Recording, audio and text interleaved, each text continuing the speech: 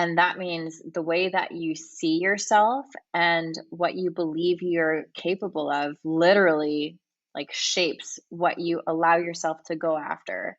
And from like a law of attraction perspective, what opportunities will come to you.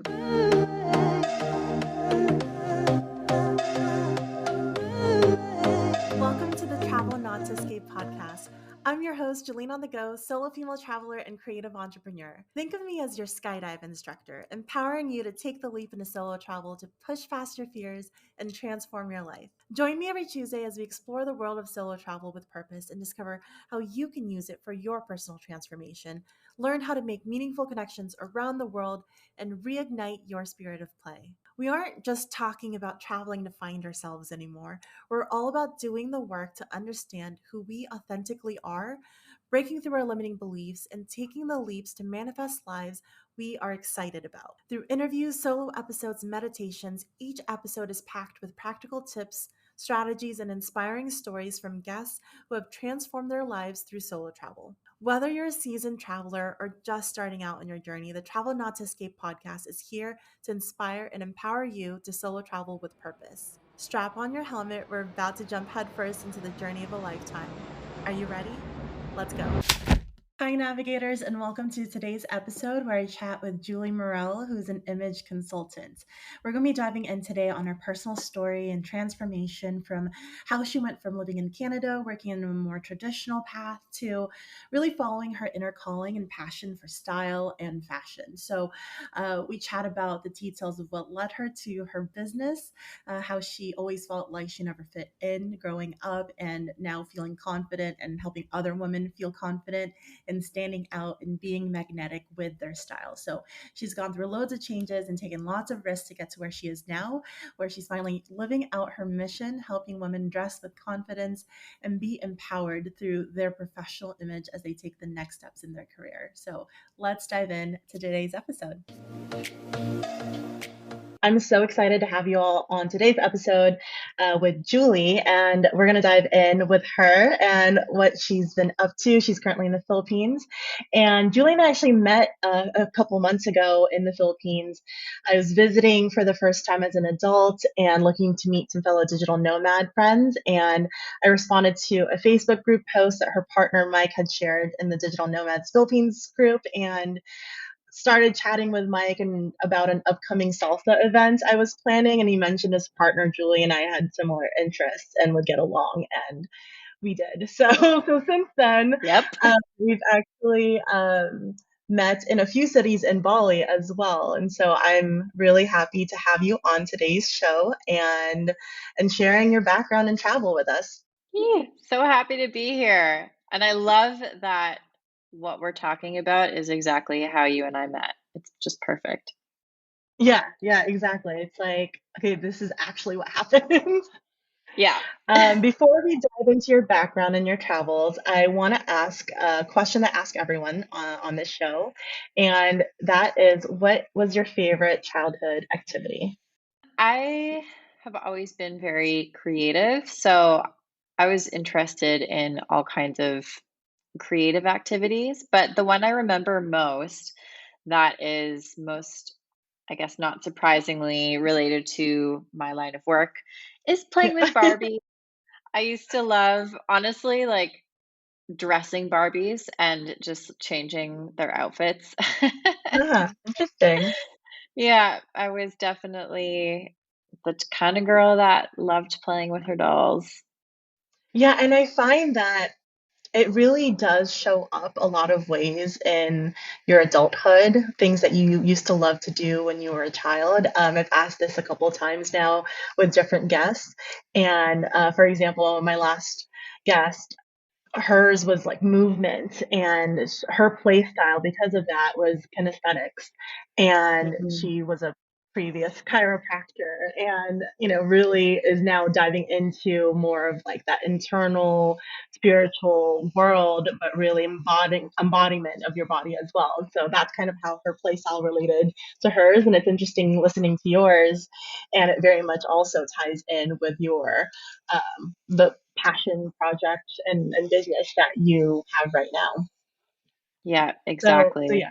You're a creative play style. That's the play personality for the Yeah. creator. Yeah. And it makes sense because something else that I love doing now is still being creative. Like I love a paint night with a friend. Like those Mhm. kinds of things are still so much fun for me. Yeah, and I think it's so important to like continue doing things that are within that same play style as an adult because they're the things that light you up that you're excited about. And when you're in that excited place where you're creating, it's just more of a magnetic energy that you're calling to you. And so people just can't help but want to connect with you because the energy that you're giving out when you're in this play mode is really attractive to people. So that's really Yeah. fun to see. Yeah. So let's dive into your background a little bit. We'll talk about the play towards the end of the episode as well. But tell me about your background. Let's dive into your experience with solo travel and yeah, everything in between. So, a little bit about my background. So, I'm from Calgary, Canada. I am the second of three girls in my family, and I've always been kind of the outsider, the weird one. I always kind of, did things my own way. I think that's pretty common for a second child to be very independent. And yeah, I mean, I grew up in a pretty standard middle class family. My dad was an engineer, and my mom was a stay-at-home mom. So I also grew up in kind of a conventional setting. And yeah, kind of like I said, growing up, I've always been really creative, and I like to think for myself and find my own ways of doing things. And during that time, I kind of mentioned like playing with Barbies. Mhm. I've always been really drawn to style and interested in clothes. I've also always been quite sensitive. And so I was very sensitive to, how clothing made me feel. And so throughout my life, I was a high achiever. I always sought after good grades. I was this like creative person, but style was always something that I came back to figure out more about who I was because I didn't really know where I fit in. Like the weird one in my family, and even in school, I never really was part of like a specific clique. I would kind of pick and choose my friends. So, yeah, I went through a lot of periods of like trying to figure out who I was and leveraging style to find what felt authentic to me. And I became really interested in self-confidence and self-esteem because of, my experiences of feeling different and being a bit unsure of where I fit in and who I was. So I studied psychology in university. That's kind of my academic background. But during that time, I also felt like a bit of an outsider because even though I loved learning, I wasn't the student that would get straight A's, and I was surrounded by people by true academics. And I was like, this isn't the path for me. And all I wanted at that point was to like get out and see the world. So during the summers, well, I worked during the year so that I could afford to travel during the summer, and that's kind of where the start of my solo travel experiences were. And also, during my university years, I had done some career coaching, lots of self-exploration at different stages, but in university, that was when I came across image consulting as a profession, which Mm. combined my passion from a young age for style with my interest in psychology because it's really about expressing who you are as an individual through your clothing. So, became interested in that, finished school because that was important to me, and then I was finally free to go travel, and I did. I taught English abroad for a few years. After my third year, I was really feeling like it was time to pursue my passion for image consulting that I had discovered a few years prior, and have been on this entrepreneur journey, which has been quite a journey. And Yeah. I'm super grateful to be at a point now that I'm able to work remotely and travel while building my business. That's beautiful. There's so many twists and turns in your transformation journey as well. When you, what year was that when you discovered that you wanted to gear your, like when you discovered image consulting in general? That was in I believe it was my second year of university. So that would have been 2010. Oh, Is wow. that And right? then, Yeah. yeah, and then were you able to kind of change what you were learning during that time, or did you just continue with a psychology degree, finish that, and then try to do things on the side with image consulting? How was the marrying of those two paths? So I continued with my degree in psychology because I was already, halfway through. It was important to me to have a degree. Hmm. And, my mom had kind of been she had planted that seed in me when I was much younger that like I was going to have a degree. So I didn't want to just jump ship. I wanted to actually complete it. And I didn't really start pursuing image consulting right away per se because I had a limiting belief at the time that who was I? It was imposter syndrome, I guess. Like Hmm. I was, I don't know, 21 years old, 20 years old at the time. Who is I to tell someone how to dress or what to wear?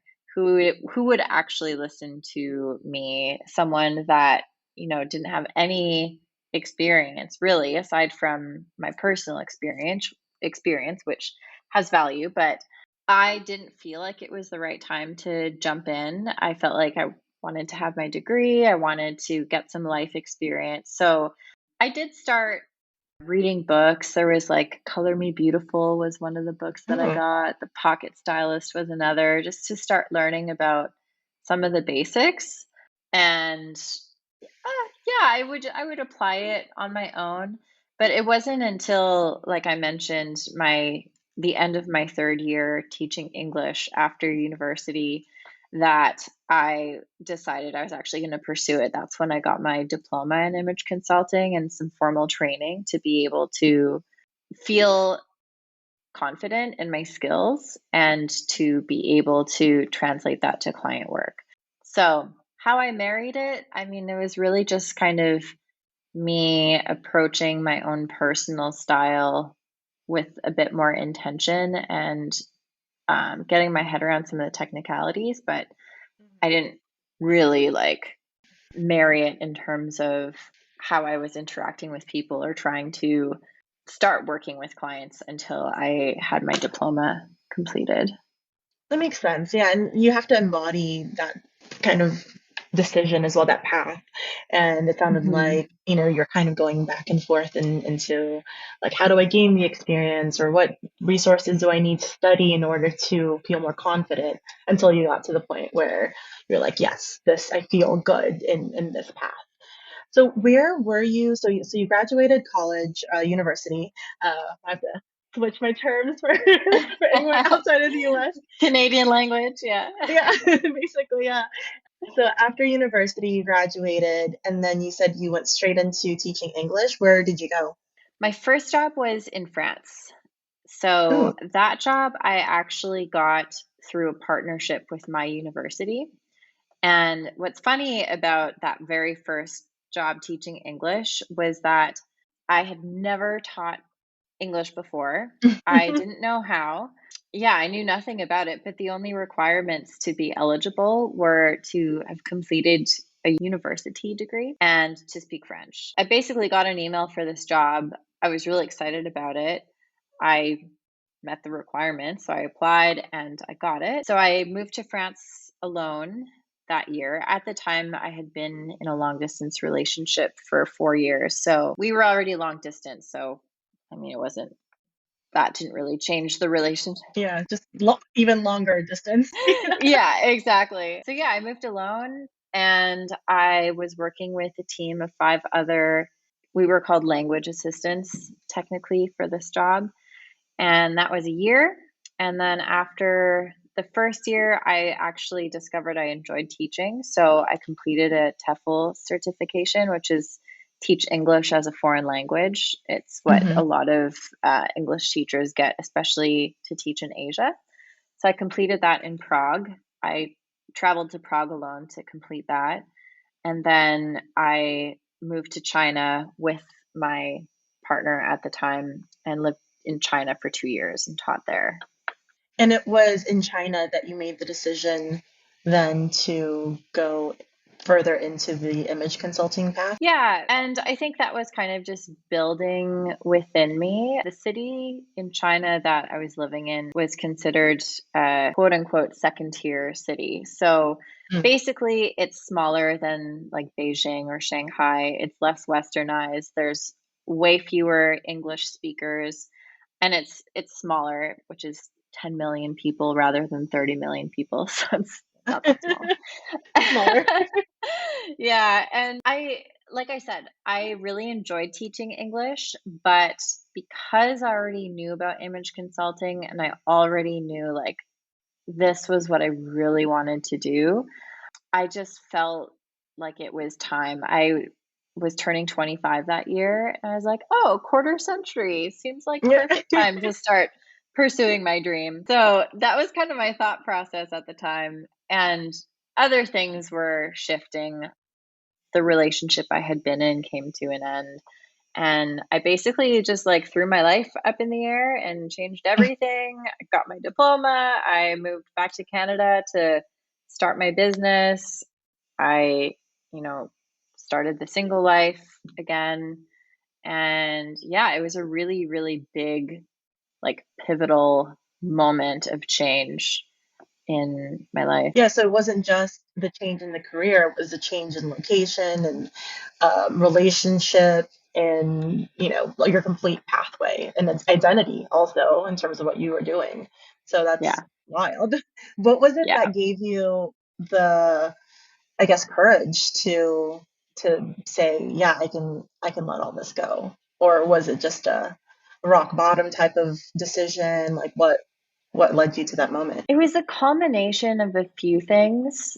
Like I said, one of the things was that I knew I liked teaching, but I knew English wasn't my passion, and I did know what I wanted to do. And so, because I knew what I wanted to do, and like because of the age I was at, I was like, this seems like it was like moving towards, like, okay, it's time for the next step. I don't want to be teaching English forever. I want to actually start pursuing something and building what I see as my life's work.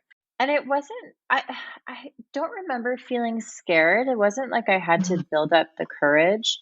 The relationship at that point, we had been together for almost 6 years, and even though it was a relationship that I grew a lot from and got a lot Mhm. from. It was like the soul contract had completed, and Mm. I just kind of intuitively knew that in order for me to move towards my dreams, that was something that I was going to have to get, or just that needed to Let come to go. its Yeah. natural end. Yeah. So it wasn't scary because I had done quite a bit on my own already. Like by that time, I had actually done a semester in university in Oregon, lived there on my own. I had moved to France alone. I went to Prague for my TOEFL course alone. I had done some solo travel. Like I wasn't afraid of being alone. I was actually very comfortable on my own. And I actually felt more free, kind of, you know, with that relationship coming to an end, that I felt like I could make my own decisions and be able to move forward and make decisions freely that felt Yeah. most aligned to me. So, yeah, it wasn't really about mustering up the courage. It was just kind of, I guess, being honest with myself and Yeah. giving myself permission to do what I felt was the right thing for me. Yeah. And it sounded like the time that you spent alone and traveling alone and as we know, when you're solo traveling, you have to make a lot of decisions, micro decisions on where you're going, where you're eating, how you're getting there, how are you meeting people. And I could see how, just the buildup of having to make so many decisions on your own and then experiencing you and having to sit with yourself a lot of the times gives you more clarity and confidence before you even realize that that's something that you're building up. Yeah, I definitely was like, I actually enjoyed spending time alone. I enjoyed going for a meal alone. I like there was one trip, it was a few years prior when I was in Europe. I had done it was like a reading week trip to Lisbon, Portugal. And Mhm. it was one of my favorite memories because I went to this restaurant. I walk in alone and they're like, "Oh, for how many?" And I was like, "Oh, like just me." And the only table they had available was this like small table set for two people in the middle of the restaurant, surrounded Of by like course. families and stuff. Yeah. So like I was like, "Oh, this is fine." So I'm sitting there and I don't know if like the waiters felt bad for me, but they were bringing me limoncello and I was like, Oh. "Sweet." It was great. I had a wonderful me date. So, yeah, I I guess trusted myself. I liked myself enough to hang out with Yeah. myself and it was it was really I think that was important for me to like I had already started building a healthy relationship with myself, but I think that was when I really knew like I'm good. I and just actually maybe more explicitly practicing spending time on my own and Mhm. realizing that like it's not lonely to be alone, at least for me. Yeah. So, Yeah, and I yeah. think that once you do have a good relationship with yourself, like you're an amazing person and you should realize that. And when you spend time with yourself, you're spending time with like an amazing person and you get to do that. But yeah, if you don't have that relationship with yourself or a healthy one, then it could feel lonely because you're seeking outward validation, outward attention, whatever it is that you're Hmm. maybe not feeling so whole within yourself. Was Yeah. there something specific that you did, maybe some tips that you can share that really helped you create that healthier connection with yourself so that you can get to that place? Um, I mean, I'd have to like rewind to earlier times in my life. I'm trying to think. Like, as an introvert, I am generally in my head. Hmm. And so it's not like I was ever someone that constantly had to be talking or had to have someone to talk to. I guess learning to direct my thoughts maybe Mm-hmm. would be a good way to explain it, where maybe it's that I started noticing what my thoughts were and not letting myself ruminate because I think rumination and getting caught up in anxious thoughts or self-defeating thoughts or thoughts about being worried about what other people are thinking. That's when Hmm. it's really uncomfortable to be alone and being Yeah. in your head. So, I think the awareness piece is something that I maybe stumbled upon as a natural introvert where I was aware I was in my head and I became aware of what I was thinking.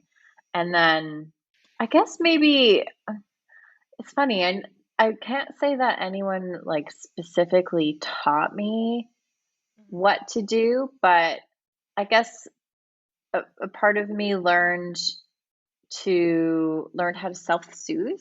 And that's actually now that I think of self-soothing, so when I was really young, I used to suck my thumb. And Mm.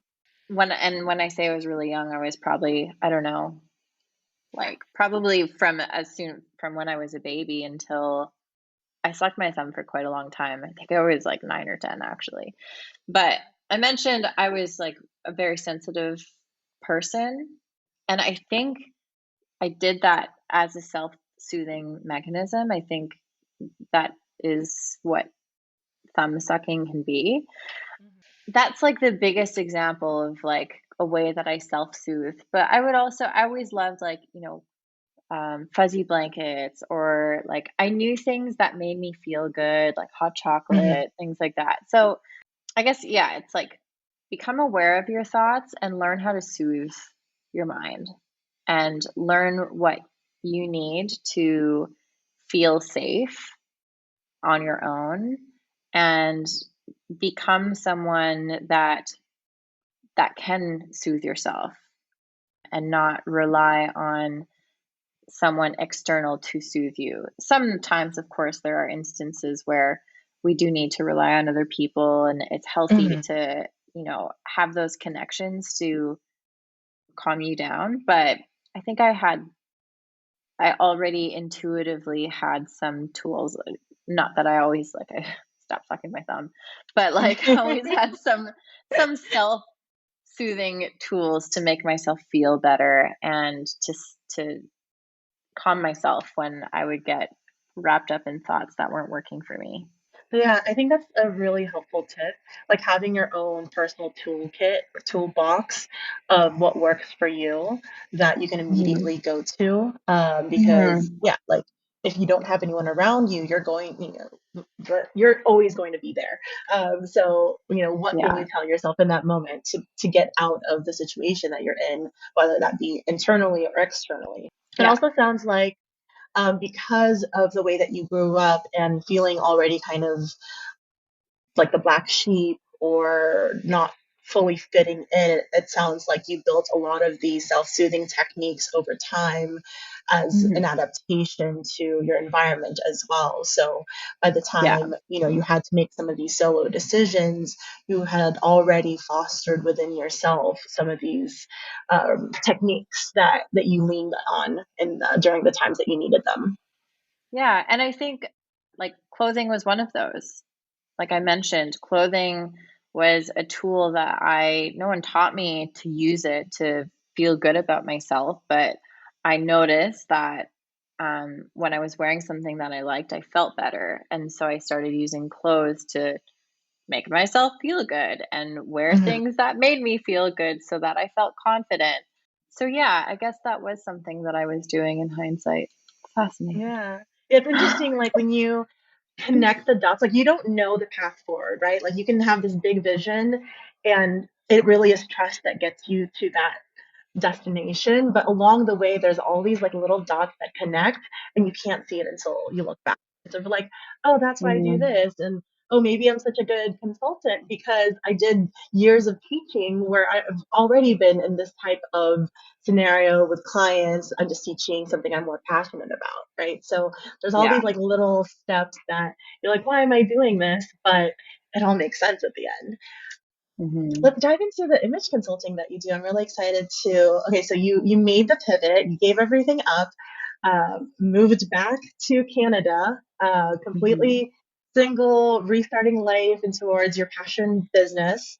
Yeah. And like, what was it at that moment when you first started? Oh my gosh.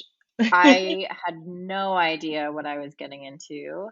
I knew nothing about business. And I literally thought that I was going to make a post on Facebook about, hey, I can do your color and body line analysis and just have a full roster of clients. And what's hilarious is I was so afraid to put anything out there about what I can offer as a service. And then when I did, like, nobody saw it, maybe 5 people, but none of them put up their hands. Hmm. So then I was like, "Okay, there's more that I have to learn here." And Yeah. so, yeah, I thought I was gonna move back to Canada, start my business in 6 months, and then move back to Asia and run my business there. And, yeah, the first 6 months ended up just being me finding out how much I didn't know, but I didn't Mhm. know what I didn't know kind of thing. Yeah. So I was really just doing trial and error, thinking of things, trying things. Most of them, if not all of them, didn't work. So at the time, to give you some specific examples, I was trying to do in person consultations, and color analysis was kind of one of the core. Hot. hot topics right now too. Yeah. Yeah, it's a hot topic, but it was like a big thing that I learned about. Like the diploma program that I took, I think it was like 3 days that were spent on color. Oh wow. And so I was like, yeah, I'm going to offer color analysis, but then you have to like price it. And I didn't even know I had to market my service. I didn't know what marketing was. I didn't Mhm. realize I had to learn how to sell. Like I literally thought I was just going to put something out there and make money. And yeah, my messaging was all wrong. So I was doing a lot of practice clients at the time, doing a lot of like in-person color and body line analysis with friends and family, also to like hone my chops and get lots of practice so that when I was working with clients, I felt really confident and I knew how to explain things, blah, blah, blah, develop my eye. So lots for free. And then I started putting my services in silent auctions to start Oh. working with clients that weren't personal connections that could maybe Mhm. help get the word out. So everything was in person. I was also doing workshops for the YWCA, so like nonprofit organizations. There were others in Mhm. Calgary. And at the time, because I had been trained in Asia and my intention was to move back to Asia, I was wanting to work with the newcomer population in Calgary because I knew that, professional image standards are different in different countries. And I was like, I can be the person to help women when they're new to the Canadian corporate scene, like Yeah. how to dress for your interview, how to dress for the workplace. So, yeah, I was doing free workshops there. That was really fun. I definitely got to teach lots of big groups on a topic that Yeah. I was We're passionate passionate about. about. Yeah. But it took me a really long time to realize that this group were in a position where like they weren't working and their priority was to get a job, not to pay someone to teach them how to dress.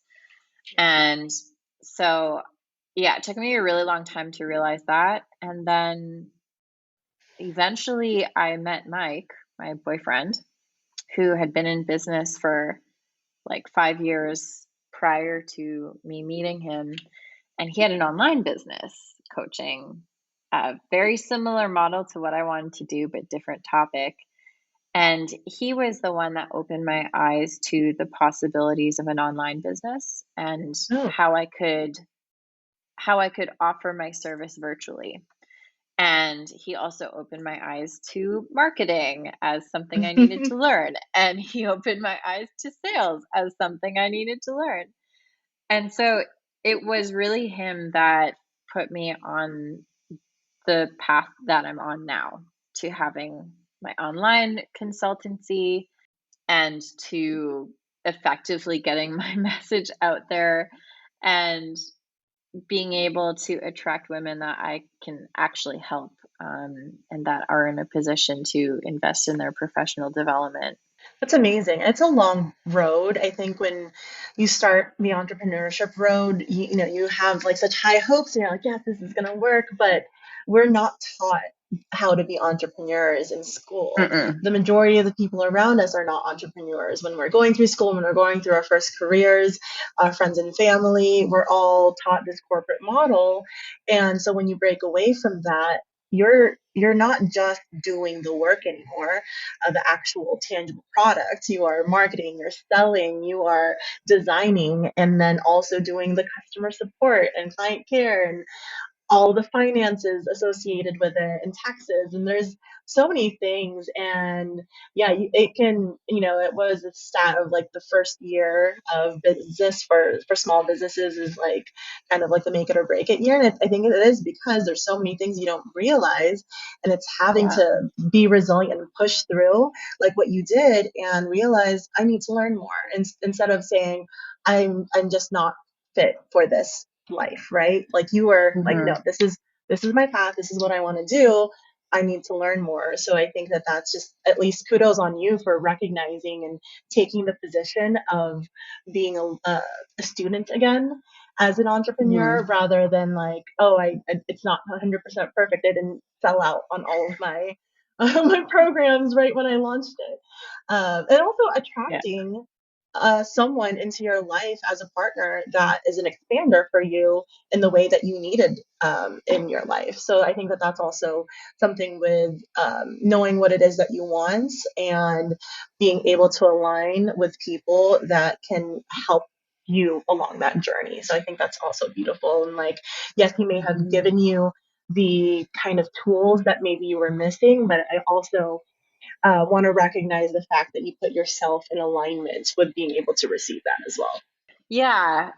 And yeah, I couldn't have asked for like more, a better match in a partner in terms of like our interests and yeah, the way that he has been able to like guide me and support me while still having that like, personal, intimate relationship. It's Mm-hmm. definitely been really interesting, but yeah, it's kind of crazy. Like I couldn't have even I didn't consciously put it out there. We'll say that. I was like, bring me an entrepreneur boyfriend that will show me the way. Never could have done that. Yeah.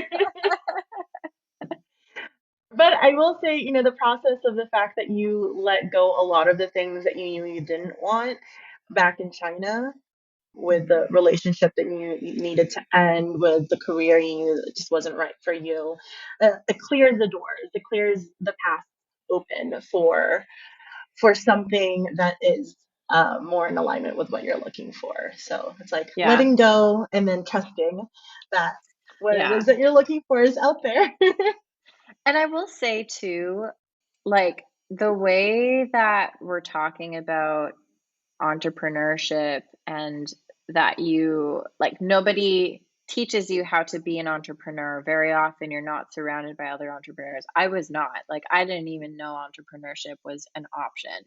And for a long time I made myself wrong for feeling like there was a different path that was better for me. I was like, I felt a lot of pressure, I guess, to want something that I didn't want, but I didn't Hmm. know what else I wanted because I didn't have any other examples. And so when I met Mike and be, I started meeting other entrepreneurs, it was the first time I felt kind of normal Yeah. for wanting something different. And I think I could say the same for travel too, where I also don't know, well, now I do, but 5 years ago, I didn't know Yeah. many people that traveled solo. And even now I have conversations sometimes where women are like, I could never do that. I could never have like the Yeah. courage to step out on my own. And sometimes you just need a few people around you as examples of what is possible for you to be able to like imagine yourself doing that too, like you say, expanders. And I think that's really important in business to have role models, if you will, as well as people around you that are traveling solo so that it feels less scary and it feels more possible. Yeah, beautifully said. I think that that is, that's the whole purpose of this podcast as well, is because I meet so many amazing, inspiring women just like yourself who've like taken risks in their lives, transformed, let things go, and is actually working towards their big vision. Hmm. But I also hear a lot of women, a lot of my own friends back home who are like, I've never solo traveled, I'm scared, I don't even know where to start. And it's because they're not surrounded with other people that where this is just a normal lifestyle. So I think sharing your story is so helpful to show other people that might resonate with whatever part of your story it is. Maybe they see themselves in the path that you had with transformation. Maybe they see themselves in the path of where you were in Canada. But I think it's just really helpful, no matter who it is out there, to show them that yeah, this is a path, and you're not completely an outlier of society, because this is something that calls you more than what everyone else around you back home is living. So that's really beautiful. Yeah. Yeah. What's the so what is your image consulting uh business look like now? What are the types of clients that you work with? What types of services do you offer? hmm So, my work is really based on the belief that your self image is the most powerful force in human psychology. And that means the way that you see yourself and what you believe you're capable of literally like shapes what you allow yourself to go after. And from like a law of attraction perspective, what opportunities will come to you.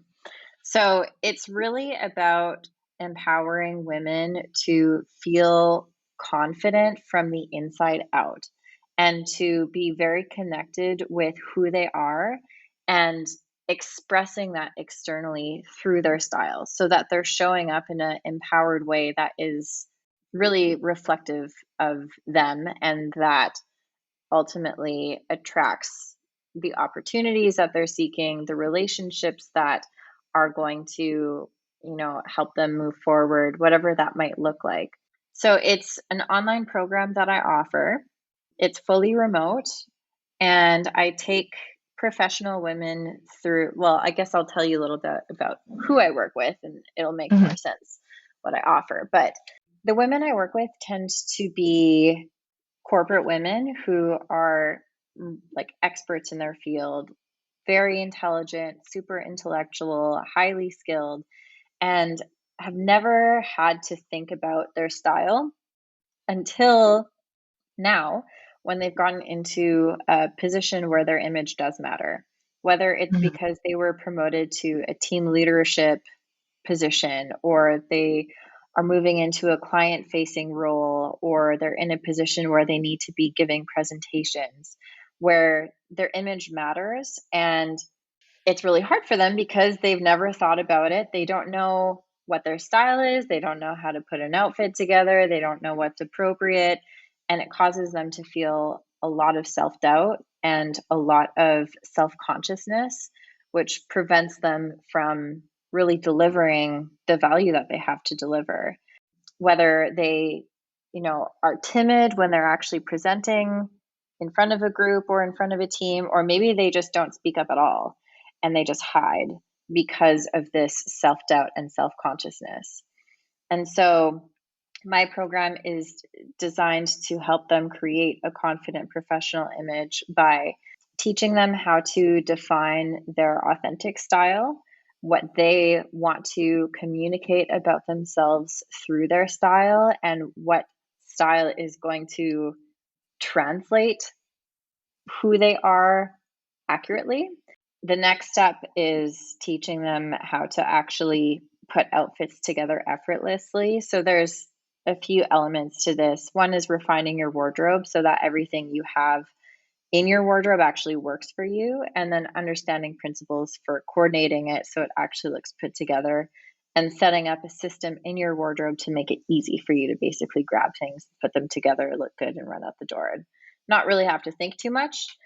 And then the third step is teaching them how to look the part and how to actually navigate how to dress for different occasions, how to know that they're dressed appropriately so that they're not overdressed or underdressed, so that Mhm. they're not self conscious about that, and how to actually complete the look from head to toe so that they look polished and that their external appearance matches their internal value of what they bring to the table. This is such a valuable program. I resonate with this so much because I was that person. And I think me 8 years ago, I don't even know how many years ago now, but I'm going to say eight or maybe more at this point when I was first starting my career. And I worked in customer service in a laboratory, and that was all fine because I was mostly on the phones. I wasn't really having to present myself in person. But then as I started to take on leadership roles, became a supervisor, and then I pivoted into consulting where your image is so important. Like you have like a resume after every proposal where you have your photo there and you're leading client meetings and going in person to for me at the time it was hospitals and meeting with CEOs and COOs, and Mm.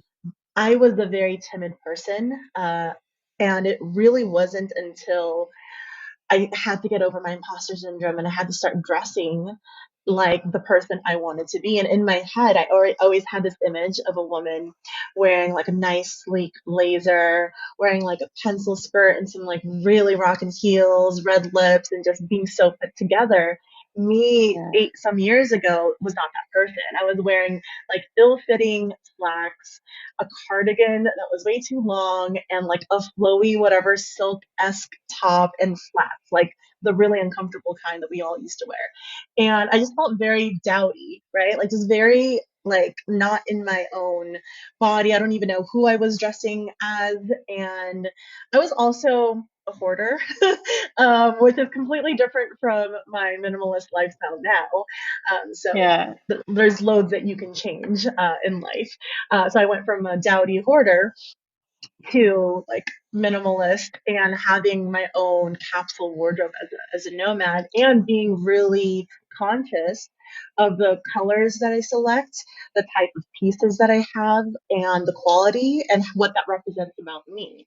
And like I Yeah. learned this over 8 years. So and it Wow. was a lot of trial and error and not feeling great sometimes and kind of like yeah, such a long process. So I really love the fact that you've taken your experience, what you've already learned through your diploma program, through your passion, and you've boxed this up so that someone where I was back then can just go to you and actually have their look, analyze and figure out what actually is authentic to them and start being that like next version already because it's such a long process. So I love that you're offering this as a service.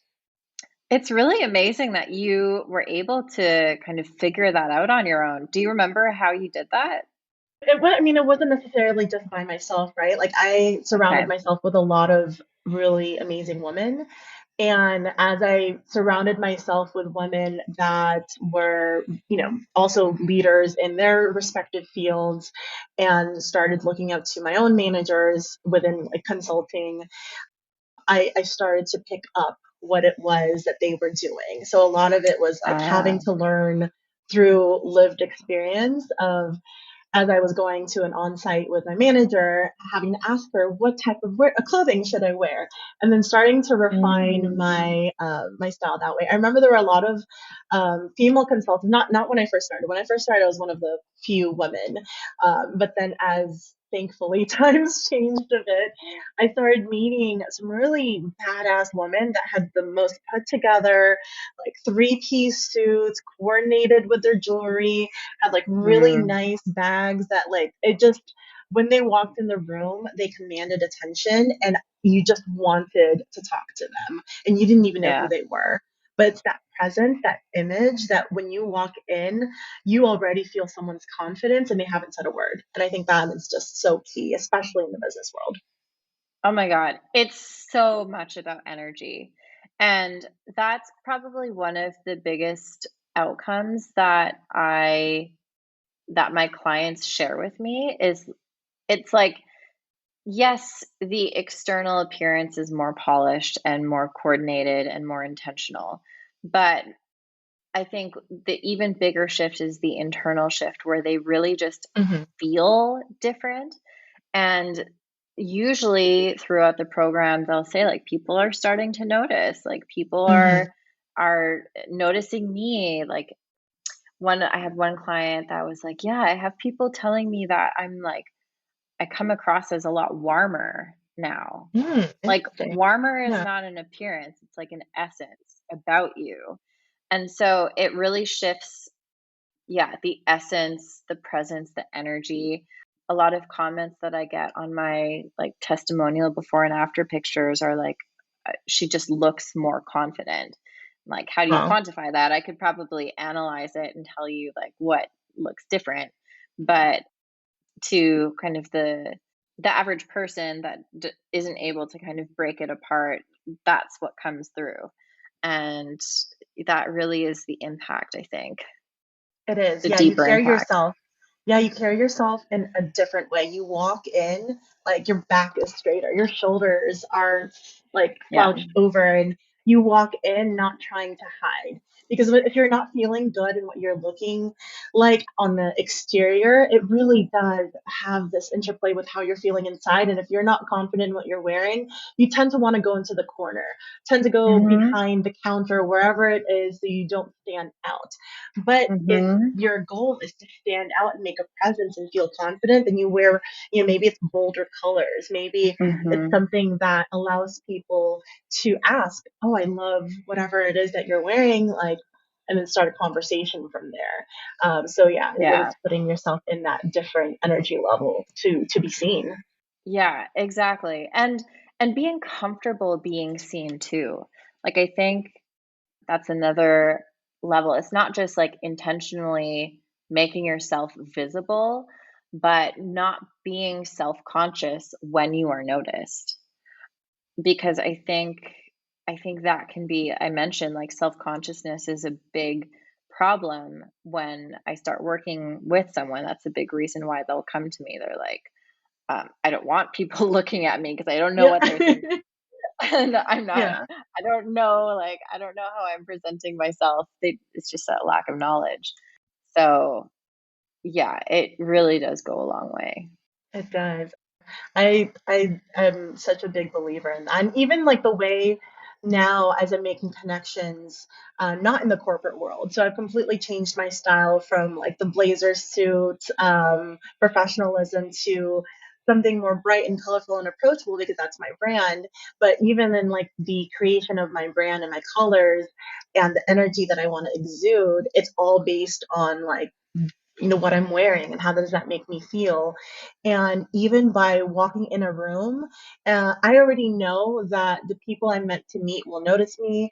They will be already magnetized towards me, and I'll meet them in some way, shape, or form, whether it's that event or the next event. They'll come up to me because I'm Mhm. confident that the energy that I'm putting out there is one that will attract the right people to me.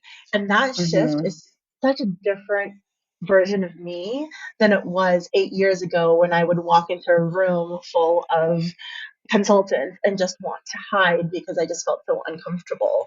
And Mhm. now I'm standing out with like big bold earrings and bright colored dresses because that's just the energy that I'm exuding now. So style is so key, and I love the work that you're doing, and I'm so glad that you took the leap to pivot and help other women with this, because it is such a huge step towards transformation as well.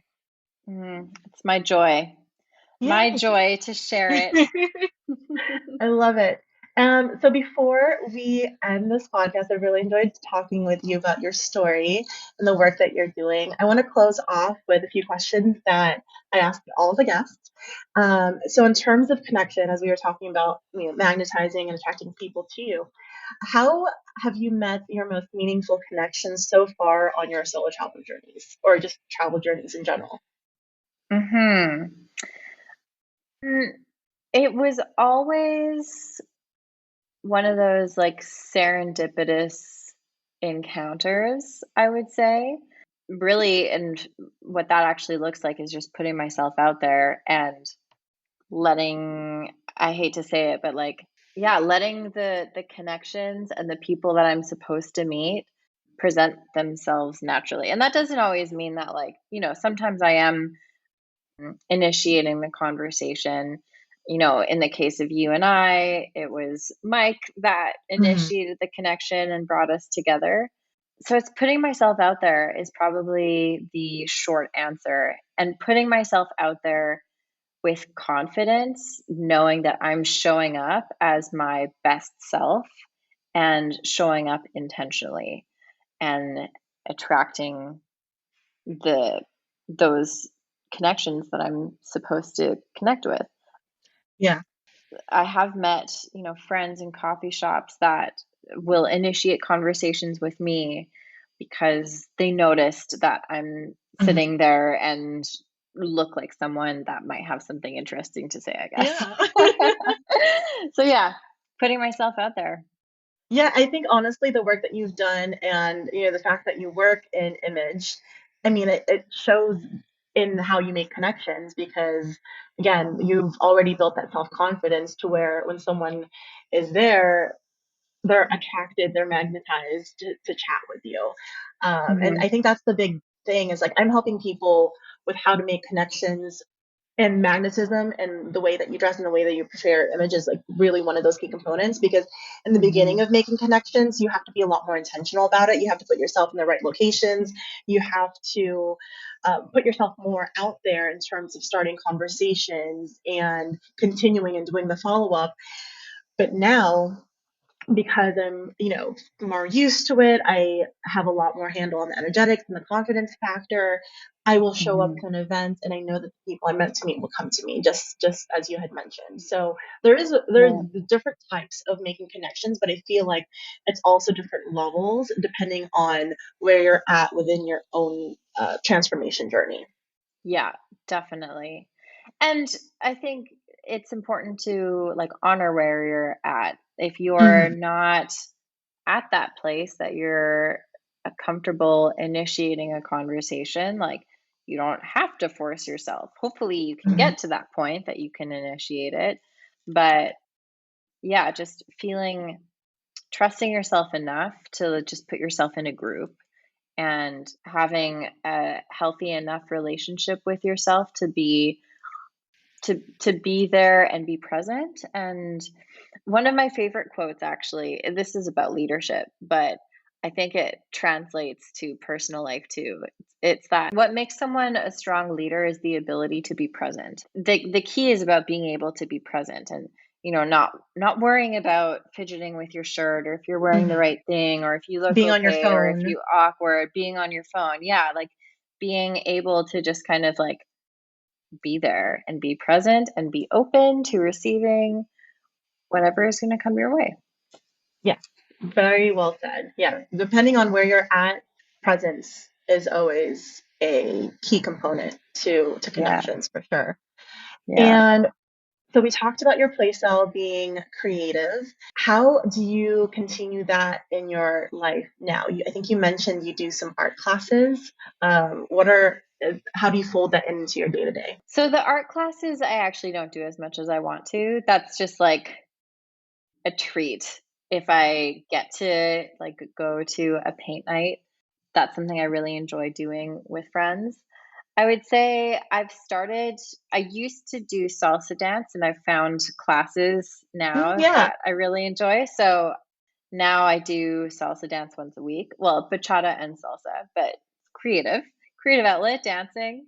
So that's weekly. And then in my day to day, it would be just my creativity with writing content for my business. It's not necessarily like visually artistic, but still a creative outlet. So I enjoy being able to just come up with something, put words on a page, create a cohesive message that hopefully resonates with people.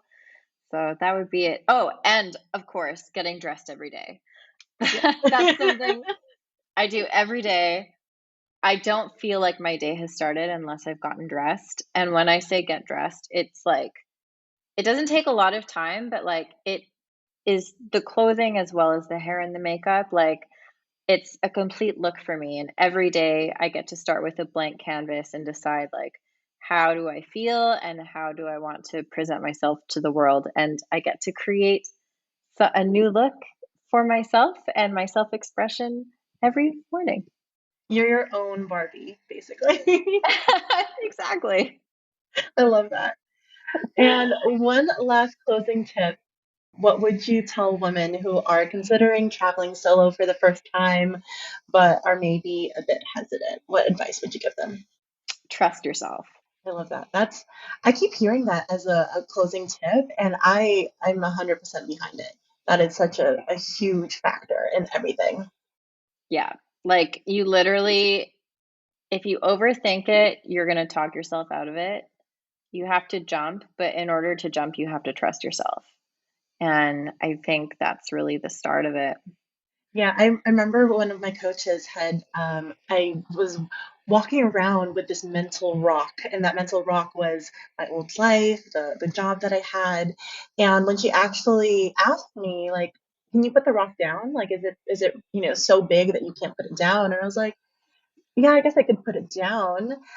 No one asked me that before. And then when she said that, she's like, well, what are you afraid of? And I was like, well, what if I fall? Like, it's the only thing that's kind of keeping me grounded.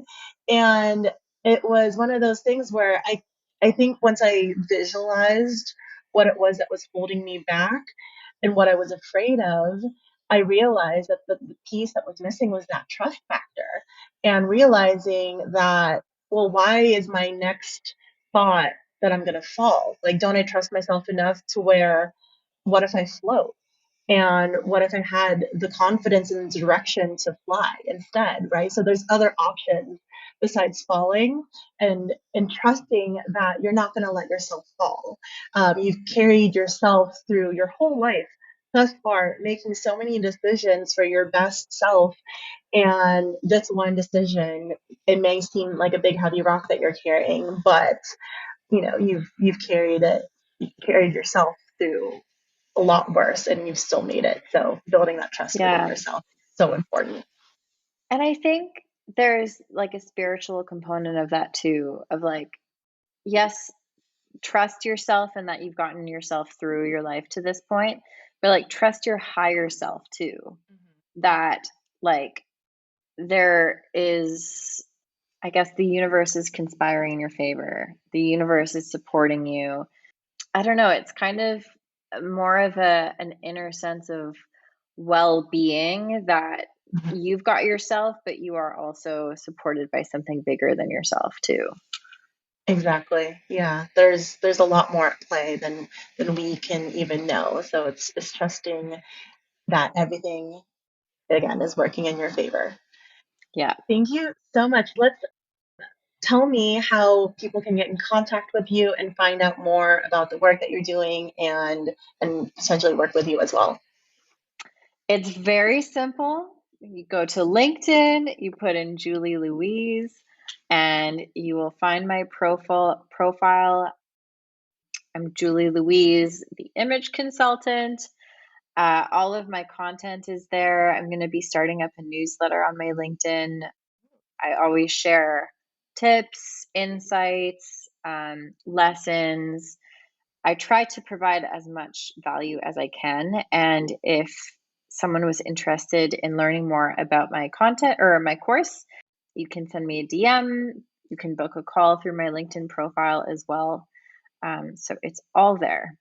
Perfect. Okay, and I will link your LinkedIn to our show notes as well. Thank you again for sharing your story. I'm so grateful to have met you and to have you as a guest here. Thank you for having me. I'm also grateful we met. Thank you, navigators, for tuning in to today's episode. I thoroughly enjoyed that whole conversation with Julie, and I really hope that her story resonated with you as well. Being magnetic and owning your style and confidence through that is just such a powerful thing.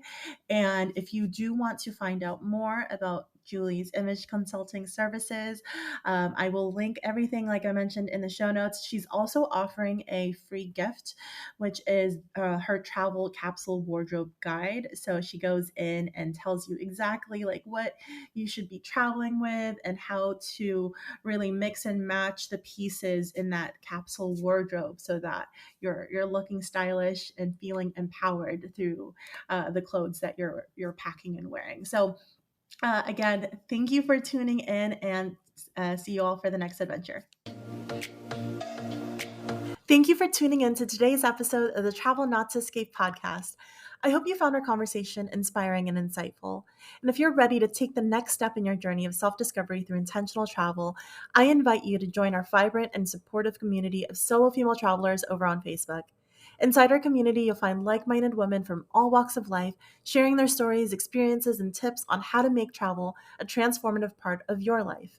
It's a safe space to ask questions, seek advice, and find inspiration. To become a part of this incredible community, simply search for Travel Not to Escape on Facebook groups, or you can click the link in the episode description. I can't wait to welcome you into our tribe of fearless travelers.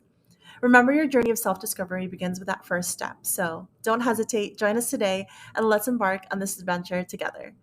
Until next time, keep exploring, connecting, and playing, and safe travels, navigators.